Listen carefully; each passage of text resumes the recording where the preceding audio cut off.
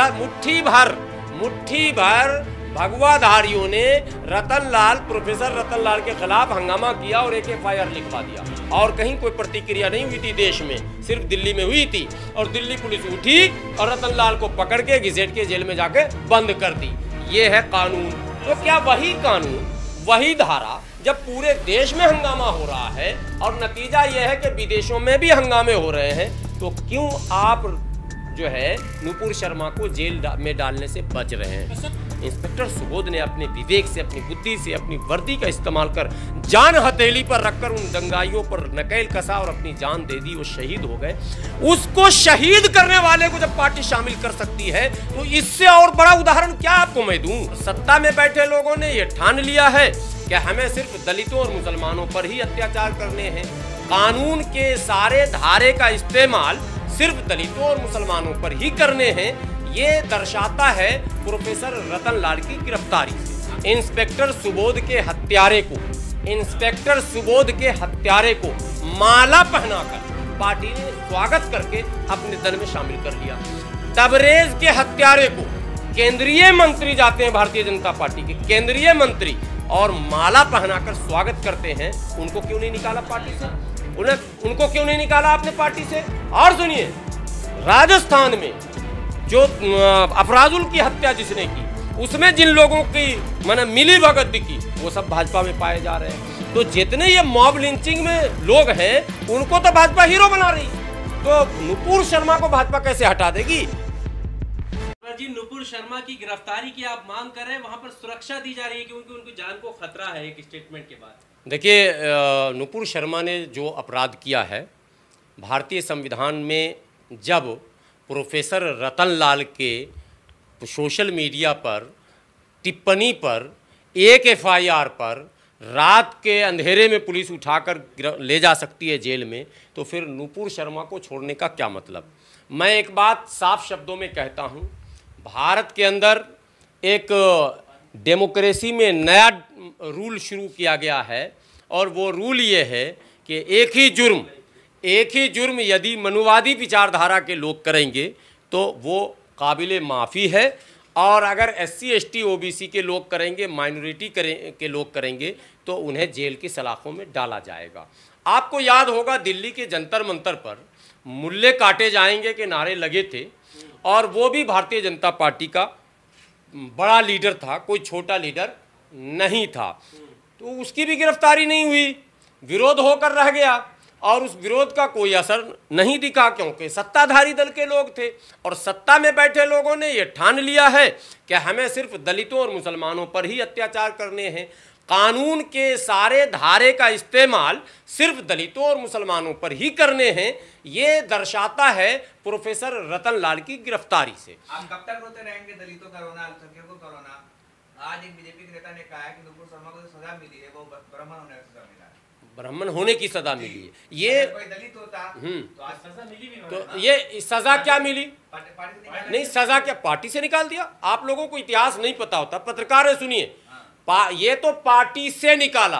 Party को लात मार के स्वर्गीय कल्याण सिंह गए थे, अपनी पार्टी भी बना ली थी, और मुलायम सिंह से गले भी मिल लिए थे, और हेलीकॉप्टर से भी घूम रहे थे। भारतीय जनता पार्टी ने राज्यपाल बनाया कि नहीं बनाया? राज्यपाल बना, बेटा को सांसद बनाया कि नहीं बनाया? बेटा को फिर मौका दिया कि नहीं? पार्टी को लात मार के सुश्री उमा भारती गई थी, पार्टी ने फिर उसको नेता बनाया, केंद्र में मंत्री बनाया, नहीं बनाया?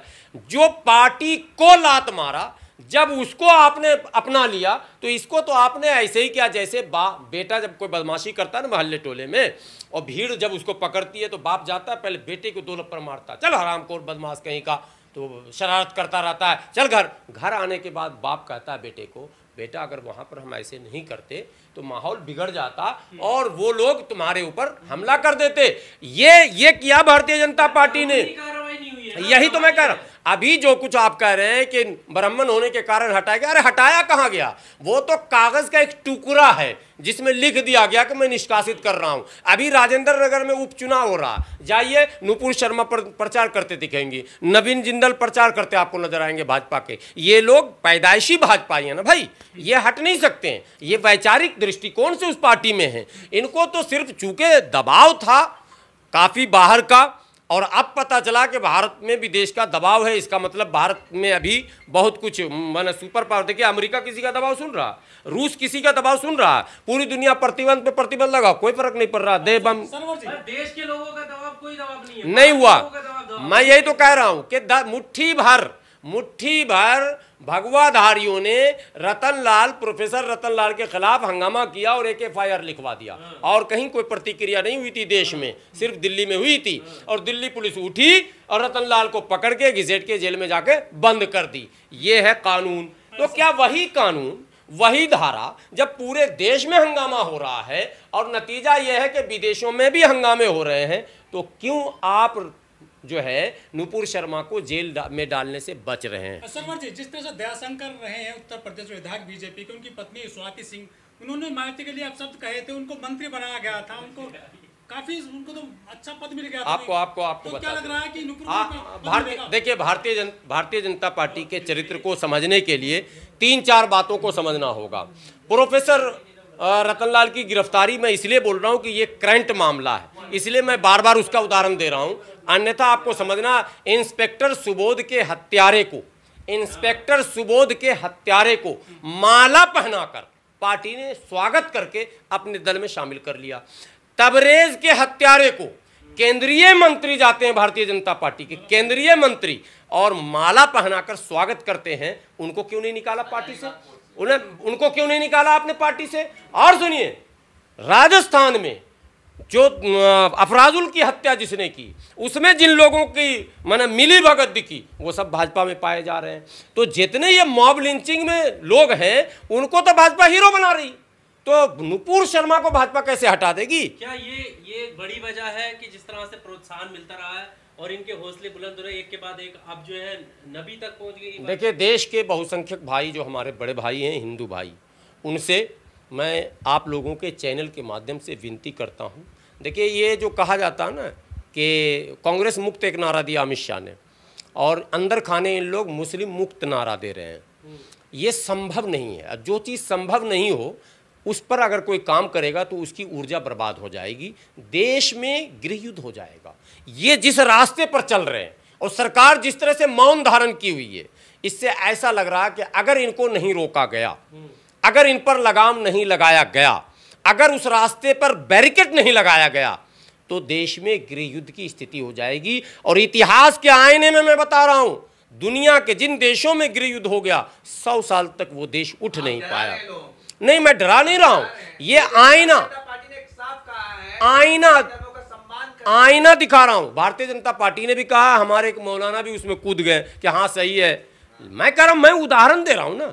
इंस्पेक्टर सुबोध एक वो काबिल पुलिस अफसर जिसने देश को जलने से बचा लिया, जिसने दंगाइयों पर लगाम लगा दिया, और वो दंगा यदि हो जाता तो शायद इतिहास में उससे बड़ा कोई दंगा नहीं होता। अगर वो भड़क जाता बुलंदशहर में, तो उस समय जबकि करोड़ों मुसलमान वहां मौजूद थे बाहर के गए हुए, इंस्पेक्टर सुबोध ने अपने विवेक से, अपनी बुद्धि से, अपनी वर्दी का इस्तेमाल कर जान हथेली पर रखकर उन दंगाइयों पर नकेल कसा और अपनी जान दे दी। वो शहीद हो गए।